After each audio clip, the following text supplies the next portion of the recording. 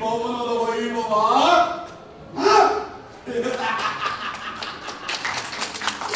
ನವರತ್ನ ಖಚಿತವಾದ ಮಂಟಪಗಳು ಕೋಟಿ ಸೂರ್ಯ ಪ್ರಕಾಶಮಾನವಾಗಿ ಕಂಗೊಳಿಸುತ್ತಿರುವುದಲ್ಲ ಈ ಮಾಧವನ ಅರಮನೆ.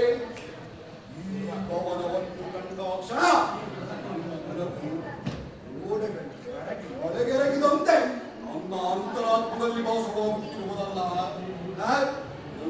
ಶಿಲ್ಪಿಯ ಕೈ ಚಾತುರ್ಯ ವರ್ಣಿಸರ ಸದಳ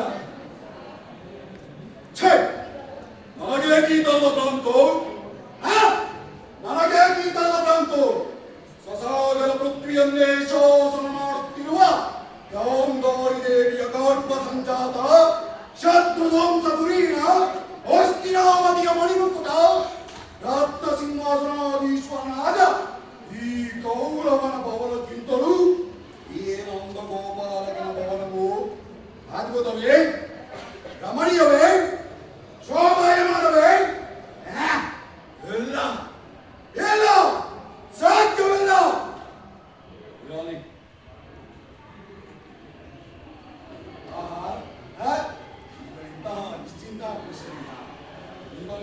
ನಿಶ್ಚಿಂತ ಪುರುಷನು ರಾಜ್ಯಕೋಶಾದಿಗಳನ್ನೆಲ್ಲ ಅಣ್ಣನಾದ ಬಲಭದ್ರ ದೇವರಿಗೆ ಒಪ್ಪಿಸಿ ಈತನು ಮಾತ್ರ ಸುಖಕಲ್ಪದಲ್ಲಿ ತಲ್ಲೀನನಾಗಿರುವನಲ್ಲ, ಸುಖಕಲ್ಪದಲ್ಲಿ ತಲ್ಲೀನನಾಗಿರುವನಲ್ಲ.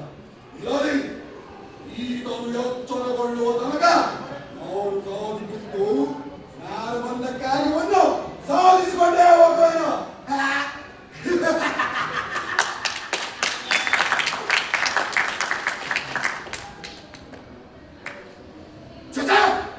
ಇದು ಪಾದಸ್ಪರ್ಶ.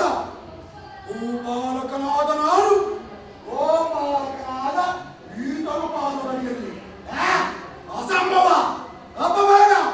ನನಗೆ ಯೋಗ್ಯವಾದ ಪೀಠ ಅದು ಶಿರೋಭಾಗ.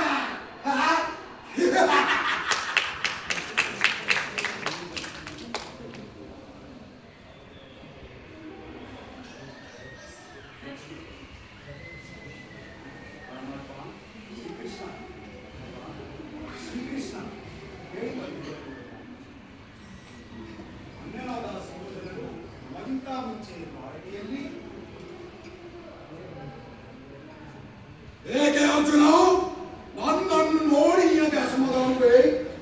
ನೀನು ಗೋಲಕೆಗೆ ಪ್ರಯಾಣ ಬಯಸಿದೆ ಎಂದು ತಿಳಿದ ಬಳಿಕವೇ ನಾನು ಹೊರಟಿದ್ದು.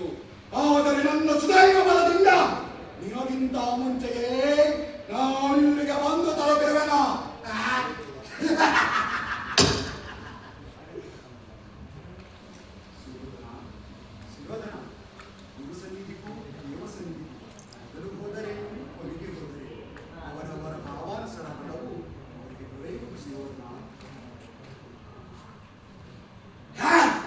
ಹಾಗೆಂದು ಸುಮ್ಮನೆ ಕುಳಿತರೆ ಕಾರ್ಯವಾಗುವುದೇ ಧನಂಜಯ. ಇಂತಹ ಸಮಯದಲ್ಲಿ ನಾಲ್ಕಾರು ಕಡೆ ತಿರುಗಾಡಿದರಲ್ಲವೇ ಹಲವಾರು ಮಂದಿ ರಾಜರ ಸಹಾಯವೂ ದೊರಕಬಹುದು.